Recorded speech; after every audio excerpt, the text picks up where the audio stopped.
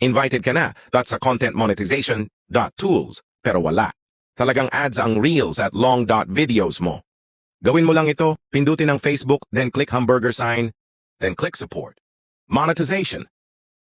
Program eligibility. Check your page's eligibility. Meta Business Suite. Monetization. Pindutin lang ang content.monetization icon or tools. Pindutin ang settings. Dapat po ay naka-activate on po ang dalawang ito. Dahil once na naka-off po, ang dalawang ito kagaya niyan, ay naka-no ads to show po, ang reels at videos po. Yan po kapag naka-on ang dalawang ito ay naka-show ads on reels at show ads on video po. At sigurado na may ads na po, sana may natutunan. Huwag kalimutan Thanks for your watching.